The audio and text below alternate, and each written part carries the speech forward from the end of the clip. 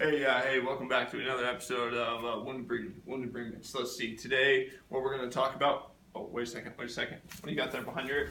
Oh, there it is, our topic of the day. We're going to be talking about calcium alginates, collagens, and hydrofiber dressings. All right, see here, hey, how's it going?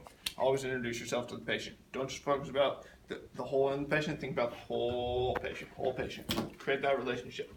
As you can see here, did my patient wet themselves? Or is this coming from the wound? I think it might be from the wound. So what I'm gonna do is I'm gonna come in and purchase and ask the patient, can we take this up there? Is that okay with you? Okay, good. Just take this up there, Oh, would you look at that? Did you see those wounds here? Oh, yeah, that's healing. All right, so far so good. But first thing we want to talk about is calcium alginase.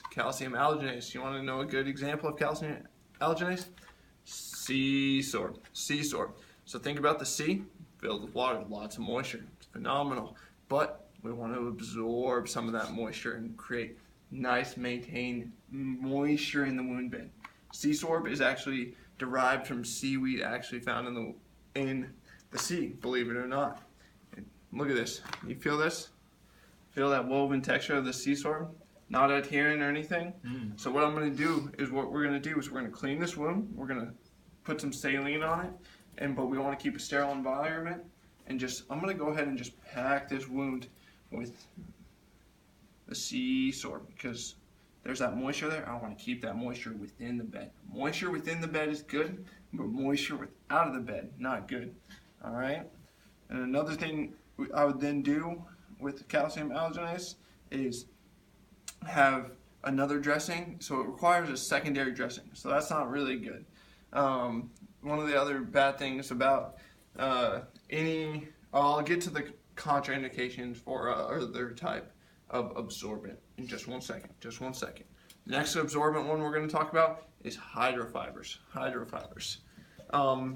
My assistant, let's see.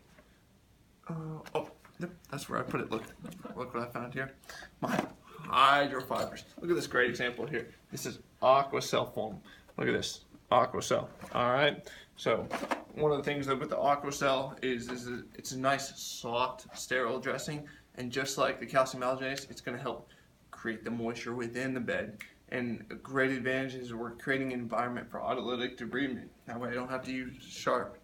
But one of the bad things is if we saw some necrotic tissue or some eschar, we would not be using this because it's already dry, it's not moist, but we need that moisture.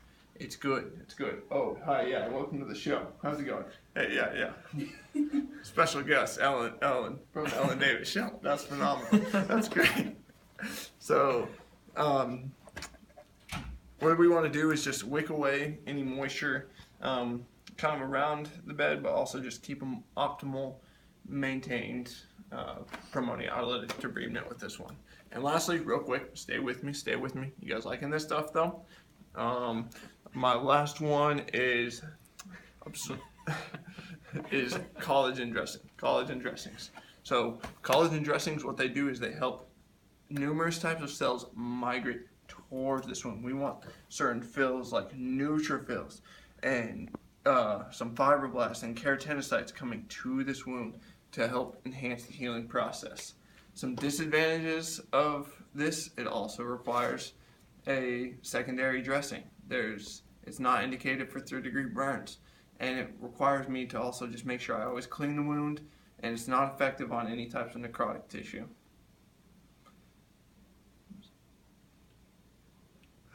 What we can use it for though, stay with me.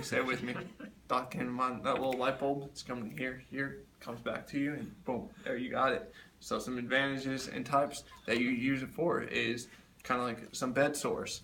And thank you to my personal assistants that keep coming into play here.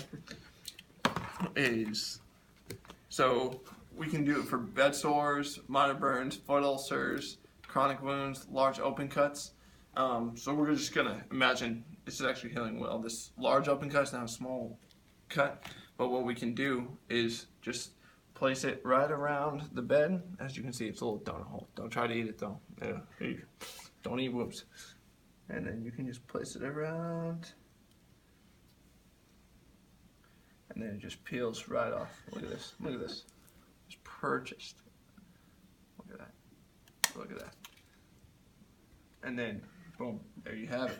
We're creating a nice sterile bed right here. Very centralized. It's not going to spread out. It's just going to come in, and then I can get my secondary dressing, and I can come in and wrap it up. There you have it. Thank you for joining us on another episode of Wound Dressings. Thank you, Mr. Patient.